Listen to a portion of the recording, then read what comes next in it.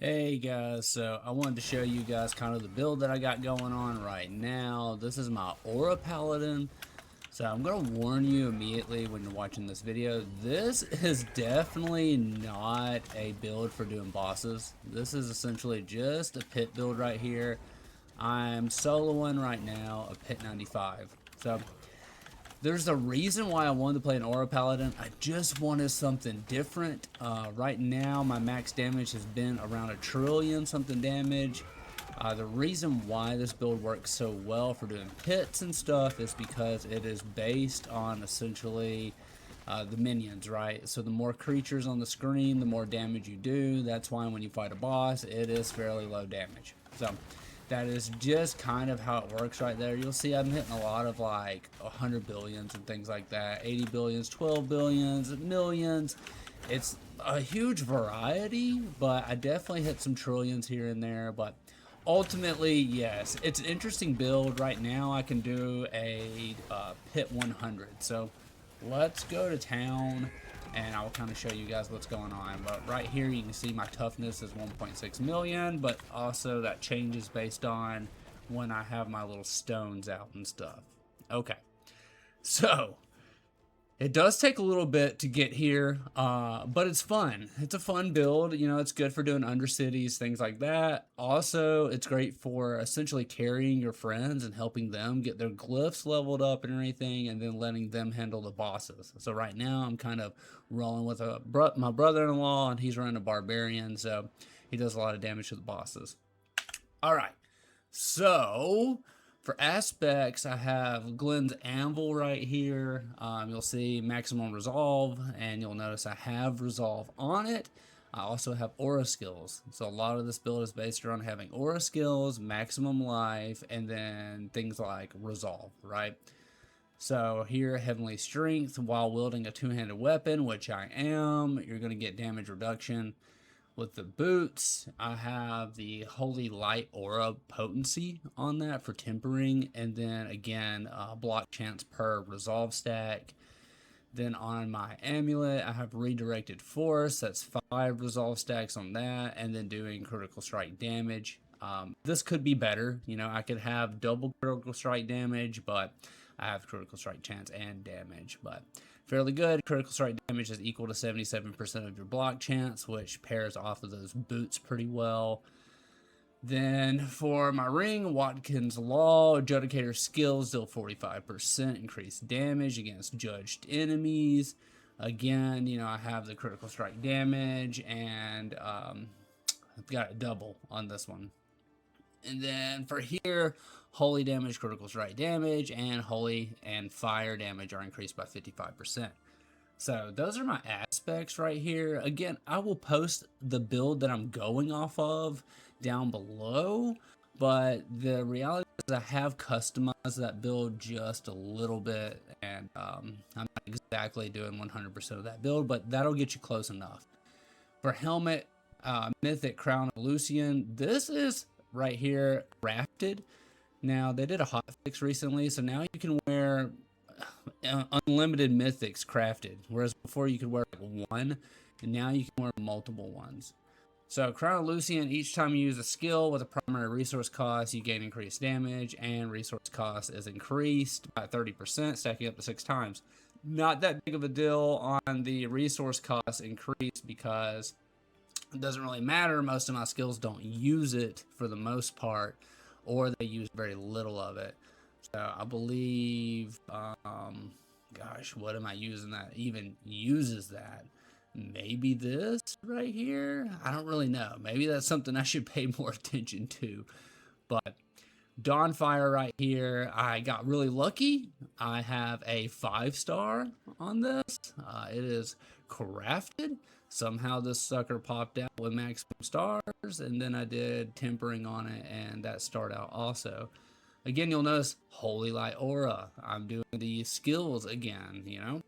And then this one is Holy Light's passive now deals fire damage, which when you pay attention to this, Holy and fire damage are increased by 55%.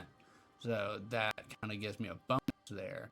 For my weapons, Sundered Night, cast an aura skill that triggers concentration. When I was doing the pit, you might notice that big ring around me. Also, I was gonna get my butt kicked a little bit in that pit because I kind of was chit-chatting and not really casting everything that I should, but hopefully it gave you a little bit of an idea. I can run a 95 in, I don't know, 3 minutes or something. I'll post a video on this channel of me doing a 95. So, alrighty, guys. All right. Moving on into my oaths, I'm doing adjudicator there. For abilities, my skill tree is kind of like this. So again, you're really going to go off the build. I don't have anything here for my first skill. When you're leveling up, what I did was brandish, and the reason why is because it had right here applies vulnerable. So that was my starter kind of thing, but eventually you're not going to want to use that. You're not going to use this tree. You're going to go down to the third section, which is your auras, maximum, and all 3 auras. And then I do stacks 1 additional time, 9.5% critical strike damage to all my friends and me, and 15% more points from potency, which, you know, I have some potency. And then for this one, we're doing maximum life. We're doing the resolve. Again, I've got a lot of things to go off resolve. So anything that gives me extra resolve is a plus. And then 15% more potency. Then we have Holy Light judges enemies. And remember, I have some stuff that does extra damage to judged enemies. Holy Light's additional target. And then 40% increased damage against judged enemies. Going down here, we do Aegis. I only have 1 rank in that. And there's a reason for that. When I have a shield up, I do extra damage. So that's part of why I have the runes, the little stones, which I will go back and show you guys. So Aegis right here, cooldown 4 seconds, and then Judgment instead of taunting, and 50% reduced damage when I block. Going on down, we're doing concentration because I have some things like my weapon that casts concentration for me, so it's good to have this so that I can get additional bonuses. And this one, I have 1 point. Then I've done concentration. It gives me and my allies extra damage, increases the size of it, puts weakness on them so they take more damage, and it fortifies me. Then I've done Spirit of Heaven. Now, in the build, I think it recommends Condemn, but Condemn was just a little boring for me, so I did Spirit of Heavens here. It just gives me something that I can kind of cast more often, right? What did we do here? I did Consuming Judgment reduces the spear, which again, I have a lot of judgment things going on. Spirit of Heavens, 3 initial spears, and they can be marked with judgment. And then we have vulnerable, putting vulnerable on enemies. Moving down to my ultimate, Fortress. Now, Fortress is great for me because when I cast it, I do extra damage. Right here, it makes me unstoppable. I can run through everything, killing enemies inside of it, extends the duration, and again, 4% damage per stack of resolve. I don't remember how much resolve I have, but probably like 20 or something.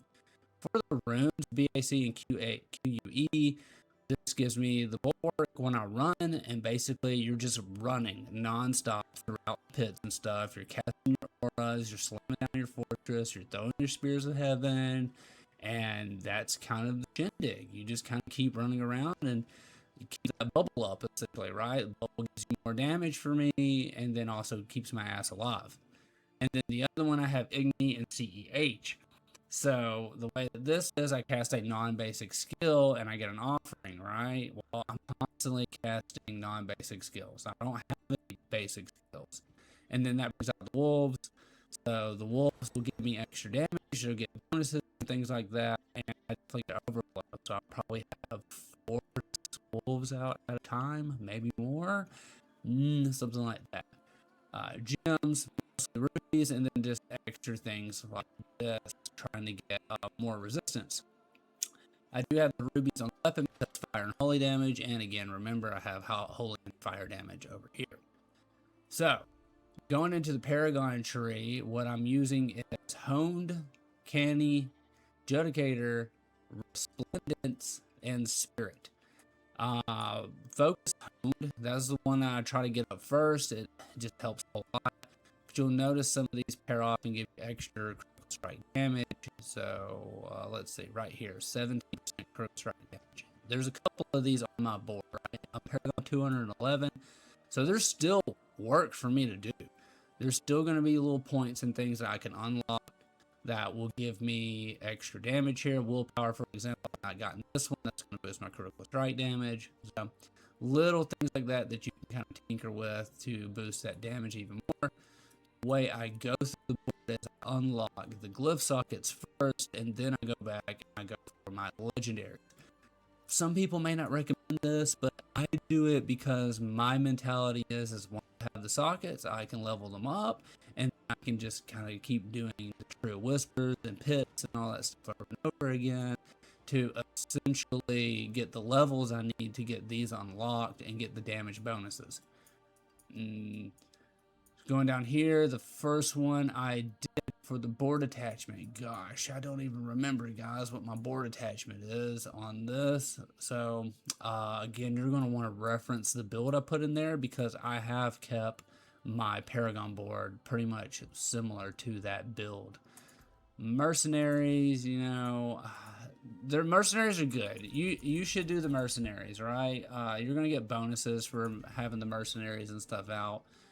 This one's not going to come out a lot, but your reinforcement is, and it's important. So make sure you get her, put her on there. The way I'm rocking her is desecrates an area, reduces their damage. It just helps me stay alive, and I think it's prompted on when I cast any skill in combat, which I cast these auras and stuff non-stop, essentially, right?